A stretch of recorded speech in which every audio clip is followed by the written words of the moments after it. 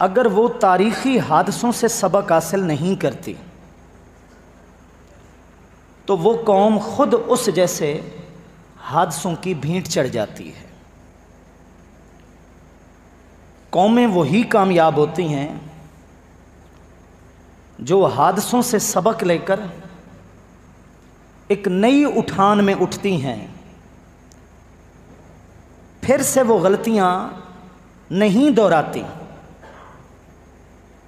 بلکہ گزشتہ نقصانات کا ازالہ کرتی ہیں، تب جا کر جہان کے اندر، تاریخ کے اندر وہ قومیں کامیاب ہو جاتی ہیں۔ ایک زندہ مثال ہمارے سامنے جاپان ہے۔ جب جنگ عظیم کے اندر جاپان کا اتنا نقصان ہوا کہ جاپان کو تو یوں سمجھیں صفحہ ہستی سے بھی مٹا دیا گیا، اس کا نقشہ بھی ختم کر دیا گیا، اس کی آبادی ختم ہو کر صرف اور صرف ایک چٹیل میدان بن چکی تھی، اس کی معیشت کو تباہ و برباد کر دیا گیا، جڑوں سے اکھاڑ پھینکا گیا۔ ہر ایک نے یہی تبصرہ کیا کہ اس قوم کو دوبارہ پاؤں پہ کھڑے ہونے میں نہ جانے کتنی صدیاں لگیں گی، لیکن ایسا نہیں ہوا۔ آج وہ معیشت کے اندر جاپان یوں سمجھیں چیمپئن قوم ہے۔ آج اس کی مصنوعات اور اس کی تیار کردہ جو پروڈکٹس ہیں، پوری دنیا کے اندر اس کی شہرت ہے، اس کے پائیداری کی، اس کی مضبوطی کی، اس کے خالص ہونے کی سب جانتے ہیں کہ ایک بات ہے، سب تسلیم کرتے ہیں۔ موبائل کو لیتے ہیں تو جناب چائنا سے ہٹ کر ہنگری ڈھونڈ رہے ہوتے ہیں۔ یہ کیوں؟ کیونکہ انہوں نے اس بڑی جنگ کے اندر جس نقصان کا سامنا کیا، وہ پھر دوسرے لوگوں سے اپنے حقوق نہیں مانگتے رہے،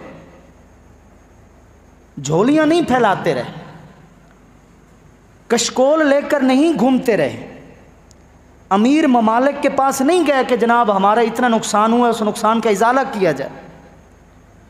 انہوں نے آپس میں اتحاد کیا ہے، اتفاق کیا ہے، ڈٹ گئے ہیں۔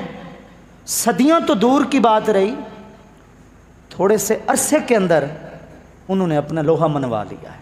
کیوں؟ کیونکہ انہوں نے اس بڑے حادثے سے سبق سیکھا ہے۔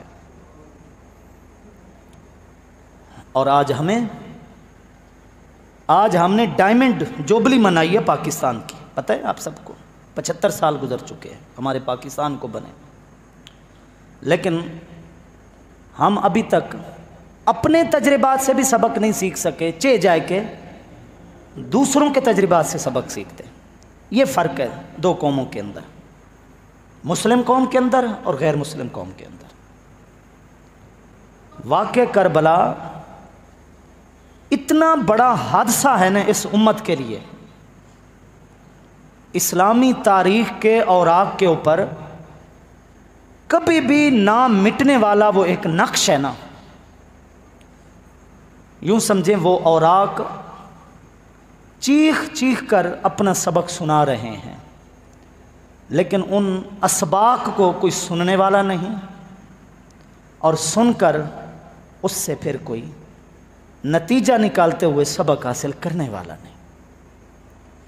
اس لیے آج بھی باطل کو فروغ ہے، آج بھی جھوٹ کی حمایت کی جاتی ہے، آج بھی باطل پسند قوتوں کو ہم اپنے کندھوں پہ بٹھا کر لے کر آتے ہیں، جانتے ہوئے بھی کہ یہ بندہ حق پر نہیں ہے، پھر بھی اس کا ساتھ دیتے ہیں، جانتے ہوئے بھی کہ یہ شخص قاتل ہے، پھر بھی عدالتوں میں اسی کی خاطر مقدمہ لڑتے ہیں، اسی کو بری کرانے کے لیے چوٹی کا زور لگا دیتے ہیں، جانتے ہوئے بھی کہ یہ شخص مظلوم ہے، لیکن اس کے غریب ہونے کی وجہ سے، اس کے ایک غیر مشہور برادری، غیر معروف قوم سے، کاسٹ سے تعلق رکھنے کی وجہ سے ہم اس کا ساتھ نہیں دیتے۔ اس لیے ہمارے اندر کبھی بھی حسینیت پیدا نہیں ہو سکتی، اور ہم جیسے لوگ کبھی بھی واقعہ کربلا سے سبق حاصل نہیں کر سکتے۔ جس نظام کے خلاف خاندان رسول نے جد و جہد کی ہے، ہم نہ صرف اس نظام کا حصہ ہیں بلکہ ہم اس نظام کو پروموٹ کرنے والے ہیں۔ وہ فریب، وہ دھوکہ، وہ ملاوٹ، وہ جھوٹ، وہ لوگوں کے ساتھ ادویات کے نام پر ظلم و ستم کا بازار، نہ جانے کتنی ایسی مثالیں ہیں جو اسی نظام کی ہیں جس نظام کو ختم کرنے کے لیے اتنی بڑی جانیں قربان ہوئیں کہ ان سے بڑھ کر کوئی قیمتی جانیں اس روئے زمین پر پیدا نہیں ہوئی۔ یہ ایک حقیقت ہے۔ لیکن پھر بھی ہم نے عقیدت میں خرچ بھی کرنا ہے، دیگیں بھی چڑھانی ہیں، شربت بھی چلانے ہیں۔ اس عقیدت کو بھی ہم نے ساری عمر لے کر چلنا ہے، اور اس نظام کو بھی ساتھ لے کر چلنا ہے جس نظام کو امام حسین ختم کرنے کے لیے مدینہ شریف سے چلے تھے۔ آپ کو یقین نہیں آتا تو آپ خود ہی دیکھ لیں۔ عجب تیری سیاست، عجب تیرا نظام، یزید سے بھی مراسم، حسین کو بھی سلام۔ آج وہ چیز ہے، ہر دور کے یزید کی ہے بیعت ہم نے کی، ہر دور کے یزید کی ہے بیعت ہم نے کی، ادب سے لیتے رہے ہیں نام حسین کا۔ ذرا اس تضاد کو سمجھیں نا، ہماری سیاست سمجھیں، ہمارا نظام دیکھیں کہ حسین کو سلام بھی کر رہے ہیں اور باطل قوتوں سے ہمارے مراسم بھی ہیں، بلکہ وہ مراسم اگر توڑ دیں تو ہم رہنے کے قابل نہ ہوں، ہماری معیشت کٹھیا ہی بیٹھ جائے اگر وہ لوگ یہود و نصارہ اپنے مراسم ہم سے توڑ دیں تو جناب۔ اور ہر دور کے یزید کی ہے بیعت ہم نے کی، جو بھی ظالم اٹھا ہے نا ہم نے اس کا ساتھ بھی دیا ہے، اور ادھر سے حسین کا نام بھی چومتے رہے ہیں، ادب سے حسین کا نام بھی لیتے رہے ہیں۔ یہ یوں سمجھیے 1382 برس سے جاری ہے، 17-18 سال رہ گئے ہیں، اس واقعہ کربلا کو پوری 14 صدیاں بیت جائیں گی۔ یار کو تھوڑا عرصہ ہے، بہت بڑا عرصہ ہے، 14 صدیاں بیت جائیں گی۔ 1382 برس مکمل بیت چکے ہیں، لیکن 1382 برس کے اندر اگر ہم نے واقعہ کربلا سے سیکھا ہے تو یہی کچھ سیکھا ہے۔ ہم نے سمجھا ہے کہ شاید وہ قصہ ہے، قصہ یوسف سن لو، ہیر رانجھے کا قصہ سن لو، سسی پنوں کا قصہ سن لو، قصہ کربلا سن لو، وارث کی زبان پڑھ لو جناب، کسی وہ پرانے خطیب کی قصہ سن لو قصہ یوسف پر، یا آؤ پھر واقعہ کربلا بیٹھ کر سن لیں۔ بس ہم نے اگر کچھ سیکھا ہے واقعہ کربلا سے تو یہی کچھ سیکھا ہے۔ انسان سر کا متوالا ہے، چاہے وہ کسی سریلے خطیب کی آواز ہو یا پھر معذرت کے ساتھ، بلکہ بغیر معذرت کے یار کسی مہدی حسن کی آواز ہو، وہ دھمک کے آگے سر جھکانے والا آدمی ہے، اس کو سر چاہیے، اس کو حقیقت سے کوئی سروکار نہیں، اس کو نہیں پتہ کہنے والا کیا کہہ رہا ہے، کس بات کو چھیڑے بیٹھا ہے، بس وہ ایک لے میں مست ہے، وہ سر اور تال کا شیدائی ہے، وہ اتار چڑھاؤ کا ایک شکار ہے، بس اس کے ساتھ کھیلتے رہیں جیسے کو بین بجانے والا سانپ کے ساتھ کھیلتا رہتا ہے، اور کچھ بھی نہیں۔ ہماری یہ ایک طبیعت بن گئی۔ جوش ملی آبادی بڑا نامور مشہور شاعر گزرا ہے، اس نے کہا تھا کہ عالم اخلاق کو زیر و زبر کرتا ہے تو، اخلاقیات کو برباد کر رہا ہے تو، عالم اخلاق کو زیر و زبر کرتا ہے تو، خون اہل بیت میں لقمے کو ترک کرتا ہے تو، ڈبو ڈبو کر کھانا، سال کی روزی روٹی محرم کے پروگراموں سے، آج بھی کثیر تعداد ایسے لوگوں کی ہے ہمارے اندر۔ عالم اخلاق کو زیر و زبر کرتا ہے تو، خون اہل بیت میں لقمے کو ترک کرتا ہے تو، مشق گریا رونے کی مشق، یار کوئی او خطیب ساڈا میں آ جڑا روا ویا کربلا دا واقعہ سنا ویا، شہادت سنا ویا تے روا ویا، رونے کا بڑا شوق ہے اس شخص کو۔ عالم اخلاق کو زیر و زبر کرتا ہے تو، خون اہل بیت میں لقمے کو تر کرتا ہے تو، مشق گریہ عیش کی تمہید ہے تیرے لیے، عشرہ ماہ محرم عید ہے تیرے لیے۔ کتنے لوگ ہوں گے جنہوں نے کل عید منائی ہے، گزشتہ کل عید منائی، اور یار ہم نے تو اپنے بچوں کو گھر میں بٹھا کر واقعہ کربلا سنایا ہی نہیں ہے۔ میں سچ کہہ رہا ہوں، اپنے آپ کو دیکھیں، ہم اپنے گروبانوں میں جھانکیں۔ ہمارے بچوں نے نئے کپڑے پہن رکھے تھے، ہماری بچیوں نے میک اپ کر رکھا تھا، ہماری عورتیں بیوٹی پارلر سے ہو کر آئی ہیں۔ میں کل کی بات کر رہا ہوں، کوئی پرانی بات نہیں کر رہا، میں 10 محرم کی بات کر رہا ہوں یار۔ یہ ہماری مائیں بہنیں بیٹیاں تھیں جو کل قبرستان کے اندر میک اپ کے ساتھ گئی ہوں گی، قرآن بھی ہاتھ میں رکھا ہوگا، قبر کے اوپر چڑھ کر بھی بیٹھی ہوں گی، قرآن بھی پڑھا ہوگا۔ یہ ہم نے خراج عقیدت پیش کیا ہے کربلا والوں کو۔ تو یہ سانحہ منایا گیا تھا یا خوشی منائی گئی تھی؟ یہ ہم تھے جنہوں نے پہلے دبا کر بریانی کھائی، اس کے بعد ہم نے ٹھنڈا مشروب پیا، ہم نے رپورٹ بھی لی آس پاس سے کہ یار یہاں تو جامع شیری چل رہا ہے، ذرا یہ بتا دودھ کہاں ہے۔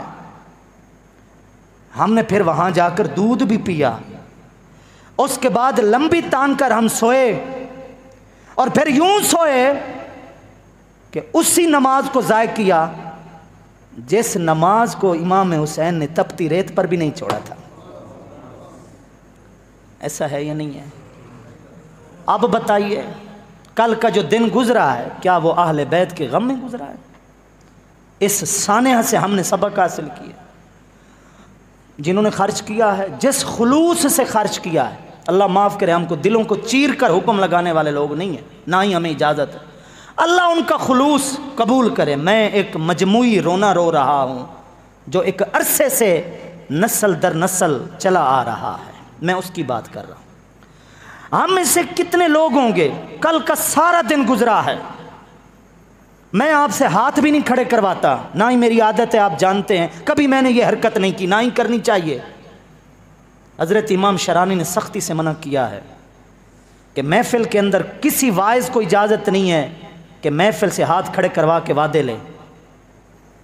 اگر وہ پہلے گناہ کر رہے ہیں، وہ گناہ کی سزا الگ، ہاتھ اٹھوا کر وعدہ کروائیں گے اور وعدے کی پھر اگلا مخالفت کرے گا، اس کا گناہ الگ۔ اس لیے جب بھی کوئی اہم بات ہوتی میں یہی کہتا ہوں کہ دل میں نیت کر لو، اچھا ارادہ کر لو، اللہ اچھے ارادے کو بھی قبول کر لیتا ہے۔ ہاتھ نہیں میں کھڑے کرواؤں گا آپ سے، لیکن خود آپ اپنے ضمیر سے ہم کلام ہو کر اپنے آپ سے پوچھیں، کل سوتے وقت ہم نے جب اپنا سر تکیے کے اوپر رکھا نیند کرنے کے لیے، ہم نے یہ بھی سوچا ہوگا کہ آج شاپ، آج دکان بند رہی ہے، کل جلدی کھولنا ہے، اس بار یہ خیال بھی ہمارے دل و دماغ میں آیا ہوگا۔ اور بھی بہت سارے کام جو آج کی تاریخ میں ہمیں نمٹانے تھے وہ بھی ہم نے سوچا تھا، ان کو بھی، اس کو بھی سوچ کر ہم سوئے ہوں گے۔ ہم میں سے کتنے ہوں گے جنہوں نے سرہانے پہ سر رکھتے ہوئے سوچا ہوگا کہ آج کا دن خاندان رسول پر کیسا گزرا تھا۔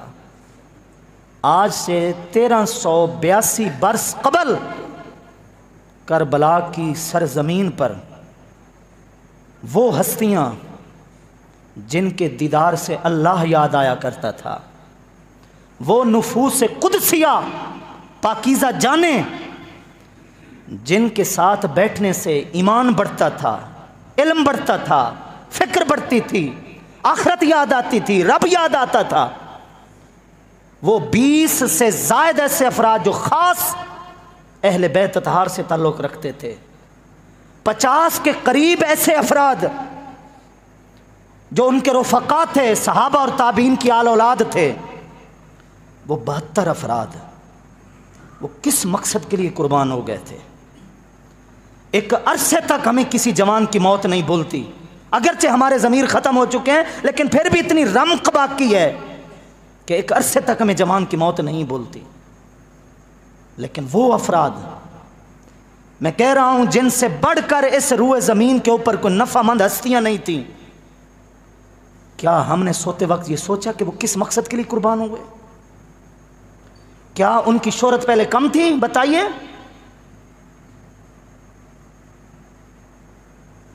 وَيُطَهِّرَكُمْ تَطْهِيرًا يُذْهِبَ عَنْكُمُ الرِّجْسَ أَهْلَ الْبَيْتِ قُلْ لَا أَسْأَلُكُمْ عَلَيْهِ أَجْرًا إِلَّا الْمَوَدَّةَ فِي الْقُرْبَى۔ کیا اہل بیت کی شان اور عظمت میں قرآن کی یہ پہلے والی آیتیں لوگوں نے نہیں سنی ہوئی تھی واقعہ کربلا سے پہلے؟ کیا آپ علیہ الصلوۃ والسلام نے اپنی زندگی میں اپنے خاندان کی شان اور عظمت نہیں بیان کی تھی؟ کیا لوگوں نے نہیں سن رکھا تھا کہ حسن اور حسین سیدہ شباب اہل الجنہ، جنتی جوانوں کے سردار ہیں؟ کیا لوگوں نے نہیں سن رکھا تھا کہ اہل بیت کی محبت ایمان کی قبولیت کے لیے ضروری ہے؟ آپ علیہ الصلوۃ والسلام کے وصال کے بعد پورے 50 سال گزرے واقعہ کربلا کو وجود میں آنے سے پہلے کتنے؟ پورے 50 سال گزرے کہ پوری نصف صدی کے اندر لوگ اہل بیت کی عزت نہیں کیا کرتے تھے، ان کی دلوں پر حکومت نہیں تھی، لوگ ان کا استقبال نہیں کرتے تھے۔ جناب ابو ہریرہ جیسی ہستیوں نے، جلیل القدر بزرگ صحابیوں نے امام حسین جیسی ہستیوں کے کیا پاؤں صاف نہیں کیے؟ کیا لوگ ان کے استقبال کے لیے کھڑے نہیں ہوتے تھے؟ جس گلی کوچے سے یہ ہستیاں گزر جاتی تھیں، کیا لوگ ان کے دیدار کو اپنے لیے سعادت نہیں سمجھتے تھے؟ سمجھتے تھے یار، دلوں پر ان کی حکومت پہلے بھی تھی، ان کی عزت و عظمت کا چرچا پہلے بھی تھا، ان کے لیے احترام، ان کے لیے عقیدت، دلوں میں ان کے لیے محبت، دلوں میں ان کے لیے مودت پورے خاندان رسول کے لیے پہلے بھی تھی۔ کیا اپنے چرچے، اپنی شہرت کے لیے یہ قربانیاں ہوئی ہیں؟ یہ 72 افراد جو گئے ہیں دنیا سے، کیا اپنی شہرت کے لیے؟ نہیں، اسی مقصد کو سمجھنا ہے۔ مقصد جب اعلیٰ ہوتا ہے، مقصد جب اونچا ہوتا ہے، مقصد جب بڑا ہوتا ہے، جس مقصد کا تعلق سب سے بڑی اونچی ذات، برحق ذات، رب کی ذات سے ہو جائے، پھر جان دینا بھی ہلکا لگتا ہے، کیونکہ مقصد اتنا بڑا اونچا ہوتا ہے۔ قرآن مجید کی دوسری سورہ، سورہ بقرہ آیت نمبر 207 کے اندر اللہ رب العزت نے فرمایا وَمِنَ النَّاسِ مَن يَشْرِي نَفْسَهُ ابْتِغَاءَ مَرْضَاتِ اللَّهِ۔ میرے بندوں میں سے کچھ بندے ایسے ہیں، لوگوں میں سے تھوڑے افراد ایسے ہیں جو میری رضا کو حاصل کرنے کے لیے اگر جان کی بازی لگانی پڑے لگا دیتے ہیں، جان کا سودا کرنا پڑے، یہ سودا ان کو مہنگا نہیں لگتا، سستا لگتا ہے۔ کیوں؟ کہ پیچھے میری رضا ان کو ملنی ہوتی ہے، اور رب کی رضا کا جسے پتہ چل جائے کہ اس کام میں میرا رب راضی ہے، جسے کامل یقین ہو جائے کہ اس کام میں میرا رب راضی ہے، تو کامل بندہ ہی وہی ہے کہ وہ پھر جان کو قیمتی نہیں سمجھتا، وہ رب کی رضا کو قیمتی سمجھتا ہے۔ اللہ نے کیوں فرمایا وَرِضْوَانٌ مِّنَ اللَّهِ اکبر؟ جنت کا ذکر کیا، جنت کی تمام بڑی بڑی نعمتوں کا ذکر کیا، اور پھر اللہ نے فرمایا وَرِضْوَانٌ مِّنَ اللَّهِ اکبر۔ اے لوگو، جنت بھی اتنی قیمتی نہیں، جنت کی نعمتیں بھی اتنی قیمتی نہیں جتنی قیمتی میری رضا ہے، میری خوشنودی ہے۔ تو سرداری تو انہیں پہلے مل چکی تھی، وہ جنتی جوانوں کے سردار تو پہلے ہو چکے تھے، ان کے اپنے نانا نے، اللہ کے آخری پیغمبر نے مہر لگا دی تھی کہ جنتی جوانوں کے سردار میرے نواسے حسنین کریمین ہیں، اور وہ تو گھر میں بیٹھ جاتے، اور کیا چاہیے تھا؟ دنیا میں عزت بھی مل گئی، آخرت میں جنت کی سرداری بھی مل گئی۔ لیکن رب کی رضا کے لیے، ایک عظیم مقصد کے لیے، تاکہ بتایا جائے کہ سرداریاں ایسے نہیں ملتی، تاکہ آنے والی نسلوں کو سمجھایا جائے کہ اللہ کے رسول کے خاندان سے ہونا، گھر میں بیٹھنے سے یہ اعزاز نہیں ملا، ان قربانیوں سے یہ اعزاز ملا۔